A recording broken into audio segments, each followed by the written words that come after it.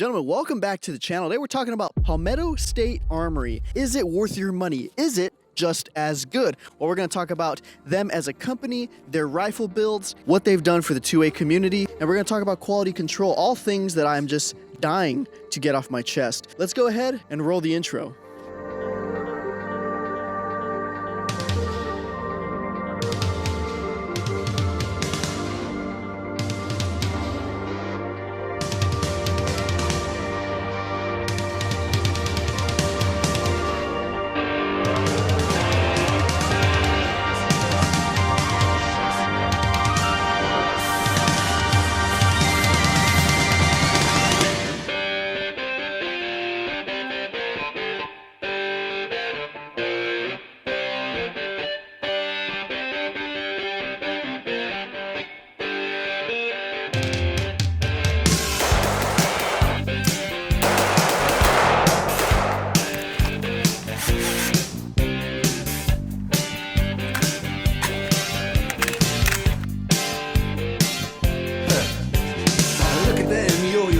That's the way you do it.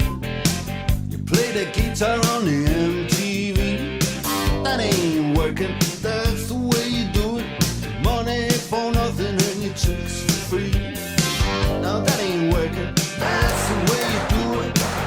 Let me tell you, damn guys ain't dumb. Maybe get a blister on your little finger.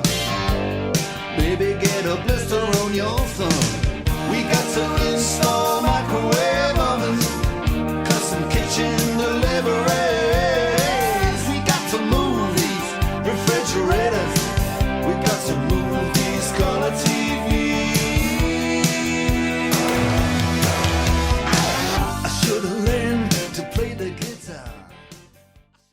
Gentlemen, welcome back to the agency. Your mission, if you choose to accept it, is to defend PSA online like you own stock in the company. Today we're talking about PSA, the good, the bad, and the ugly, and if you're a new buyer for an AR, should you buy a PSA? What is PSA? PSA is a AR company. They're a gun company, basically. It's basically Guitar Center for ARs. All right, I used to play the guitar. I don't really play that much anymore. I was never that good. I just kind of knew enough to be able to play Wonderwall at house parties.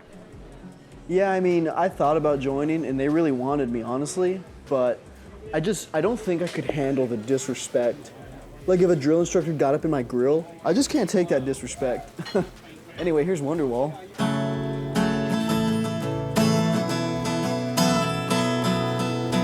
But PSA has seen a rise in popularity. They had a really good SHOT Show in early 2024 that, I say that like it was a long time ago, it was like 2 months ago, but they had a really good SHOT Show. They showcased a lot of products, a new MP7 style clone, SCAR at home, AK-12, a grenade launcher, a whole bunch of daggers, which I'm not a big fan of.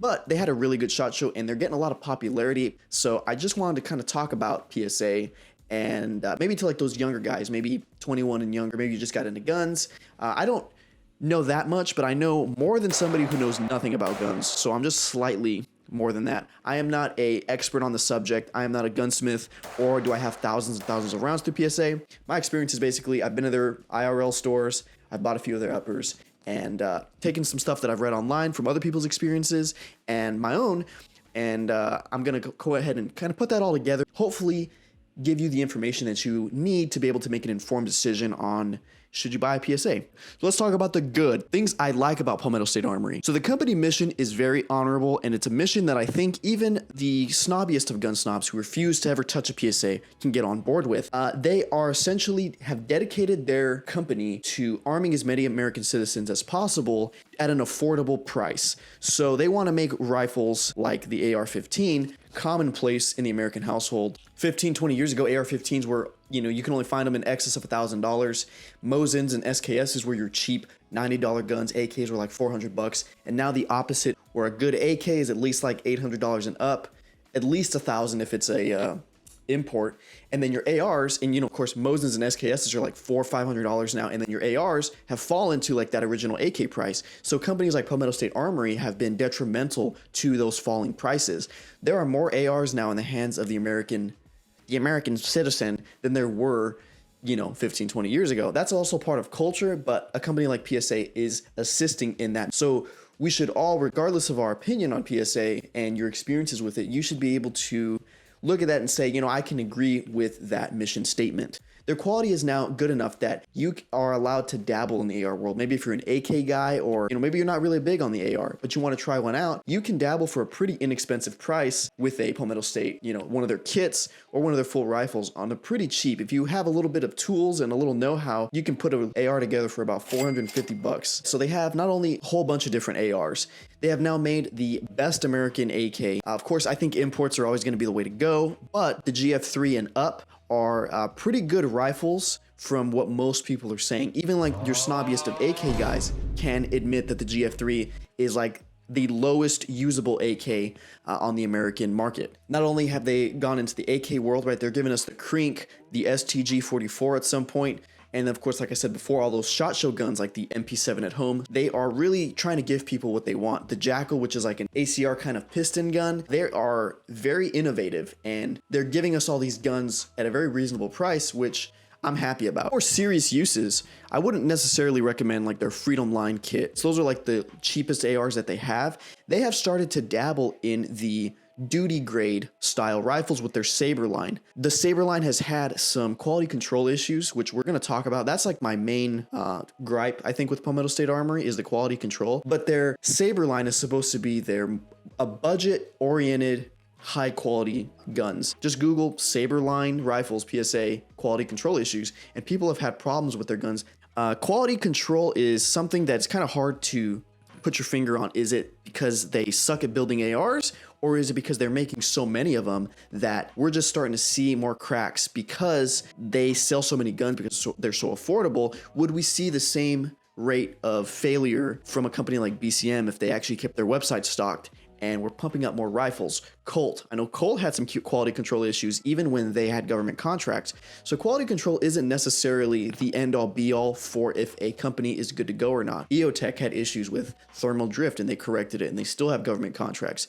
Government contracts is another thing that I don't think is a fair treatment of if a gun is like high quality or not. What really makes up for quality control is going to be the customer service. How does the company treat you if they've given you a lemon? A company like Bear Creek Arsenal, well, basically, you get a gun from them, the rail falls off after 30 rounds, and they basically tell you like, oh, so sad, too bad. I don't know if that's necessarily the case. From my own experience, I have not bought a Bear Creek Arsenal. I would not buy a Bear Creek Arsenal, honestly. If you're somebody on the fence who's like, should I go with a PSA or Bear Creek? Easy. PSA all day. That's probably the lowest brand that I would go to. A lot of these other little manufacturers I just probably would stay away from. Customer service is just not there from the experiences that others have had that I've read about. I would stick with PSA. PSA does take care of their customers. From what I know, if you have a different story, please let me know, because I am interested in getting the whole scope of everybody's experiences, because I think all the criticisms are valid. If you bought a PSA and it fell apart, they told you to go screw yourself. I want to know about that, because that's valuable information to put out for everybody, because we need to be holding companies accountable and not just defend brands, in my opinion. So the quality control is something that I don't know how they're doing it in-house. I don't know if it's like we quality control 10% of these guns on the line before they go out, and if 10% are good, we're good. It kind of leaves you to be the final employee. It's like, you have been promoted. You are now one of my elite employees.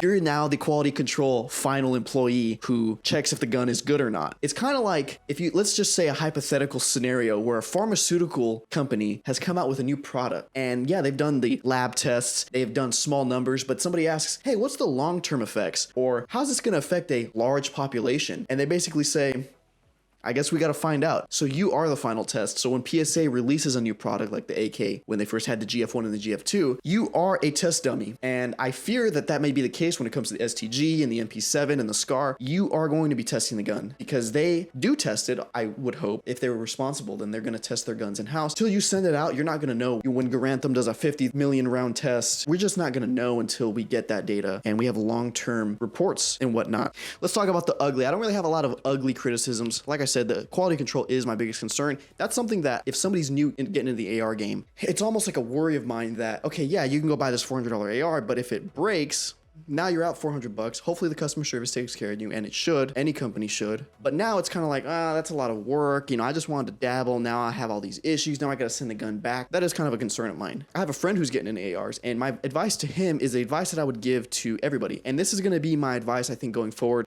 when I review a gun, if somebody in the future ever sends me a gun, I'm going to try and be unbiased as I can with it. And I'm always going to give the same piece of advice. And that advice is save your coin, buy a BCM upper with a bolt carrier and a charging handle from them, and buy a PSA lower. A lot of people say arrow lower, but I'm kind of cheap. So I say a PSA lower on a BCM upper and you are squared away. Buy a couple Gen 2 PMags, some ammo, start hitting the range. That's going to be my baseline piece of advice. It's nothing that I came up with necessarily, as far as this is not a groundbreaking take. Okay, that's just a good piece of advice. All right, that's what I'm thinking. The ugly parts of PSA are going to be in their guns. I think their rails are ugly. The Freedom line rails are just nasty looking. I like their traditional front sight post guns, but their rails are ugly. The thin blue line stuff they got going on, ugly. Whatever your opinion on the police is, one way or the other, you're in support or you're not in support, I think we should all come together and disavow hero worship in the form of cosmetic skins for your gun. It's just cringe. So there's a little bit of a civil war between the rich and the poor online. If you've spent any time online at all, you're going to see the just as good crowd, which are often referred to as the poors, and then you're gonna have the rich elitist hype beasts that the poors like to call, oh, you just buy that gun to flex. You don't actually shoot your Daniel. I put 200 rounds through my PSA. I did way more training than you. And the rich will look at the poors and say, you're too broke to do anything. Your guns are ugly. They're gonna break. The quality control sucks. Buy a Daniel. Buy once, cry once. Just as good versus buy once, cry once.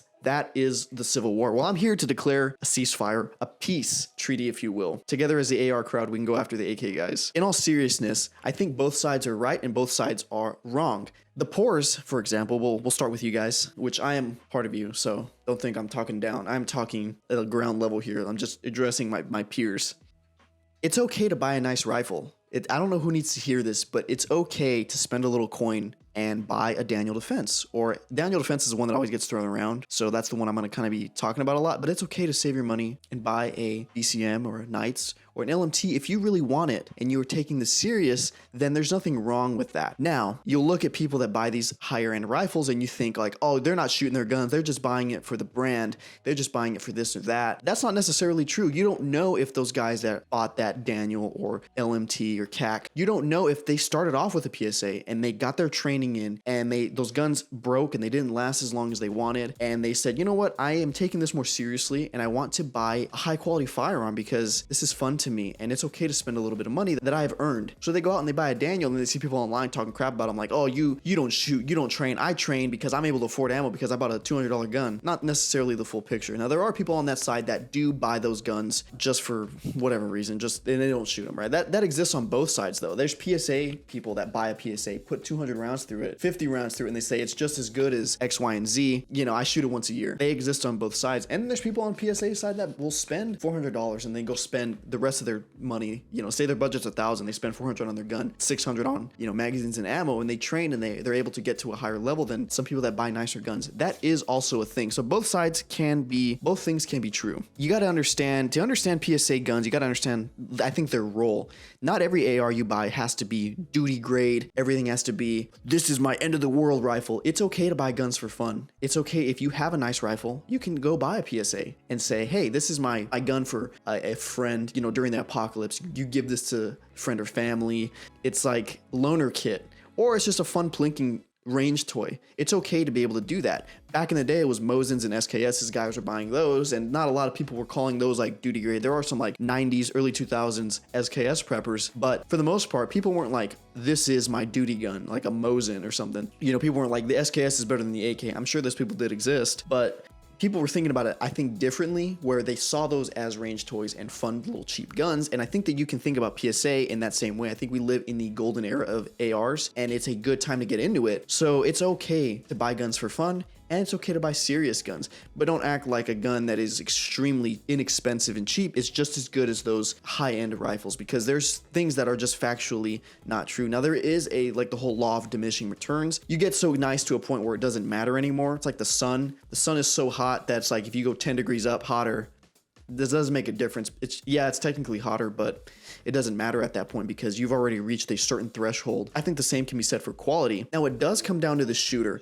That is a valid thing where they're like, well, you know, I can outshoot you with my PSA versus this. There is a level to that where, yeah, it's going to come down to your level of competence with the tool that you're using. In the same way that I think of it like a photographer. A good photographer could take a My First Barbie action camera and go out and compose some really nice images. They know things about lighting, composition, all that kind of stuff to make a nice picture. They could probably beat an amateur with a DSLR because they just have that knowledge and they're skilled. If you're playing the guitar, a well-experienced guitarist can shred on a Fender Squier. With that being said though, when you want to take things more seriously, you're not going to go take pictures with the Barbie action camera. Think if you hire a photographer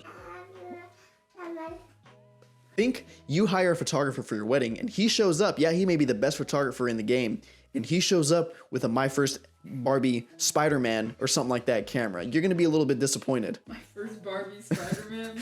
You're going to be disappointed in that. You're going to want a certain level of... You're going to want the guy to have some nice tools to do the job. A guitarist. Yeah, you might be able to get away with a few gigs with the Fender Squier, but if you want to play stadiums, you're probably going to upgrade to a Mexican or an American Strat. Now, that's not to say that some of these sweatshops where they're making the Fender Squier, they're not giving them an extra cup of rice and they're just cranking out some bangers. You may get a banger guitar every so often. And the same goes with like a PSA. You may get a phenomenal rifle. The quality control is perfect and the gun lasts 10,000 rounds, no issue. I'm not saying that doesn't exist because I'm sure that exists. But if you want to go to that next level, I think it's reasonable to want to upgrade. Regardless of your skill level, there's just some things you might want to get a nicer trigger. You might want to get some different furniture, different kind of rail that's going to allow you to have more lasers. And when you get to the point of night vision, which I'm not even there yet, but those guys that do get to that point, they want high quality gear that they can rely on. So that's kind of my summary for the gun. So should you buy it? I think, like I said before, my advice is a BCM upper and a PSA lower. But if you are going to go with a PSA kit, you can buy the kit, but I would recommend throwing a high quality bolt carrier group in it, like that of a BCM. Some of their premium stuff, I'm not really sure. I have received, not from PSA, but from Brownells, bolt carriers that were not properly staked, and that's a really important thing. I would just go with a high-quality bolt carrier and a cheap PSA kit if you're really on the budget. That would be my piece of advice. But that is my summary of PSA, and that's really all I have to say about that. Oh, did you like the video? Consider joining the Patreon. I got a whole bunch of guys in there, and we have a whole fire team now inside the Discord. I might butcher some names here. I got Jay Schmitty. I got Jake, of course. Boner Ben. He's in there. He's like a reenactor guy. Who else do we got? We got Mango Down. He's a legend. And then we got Muke. Okay, Muke is not in the Discord, but he likes every story, so he deserves a shout out as well. If I forgot you, I apologize. Then we have Special Agent, who's in there as well, which I know him personally. But those are the guys in the Discord. We talk about a whole bunch of stuff all the time, and it's a lot of fun. So if you want to jump in, and gentlemen, that's all I got for you. So thanks for watching the video. And if you want to support and don't want to give money, go watch another video of mine. That helps me out a lot. So thanks for watching, and have a good rest of your day.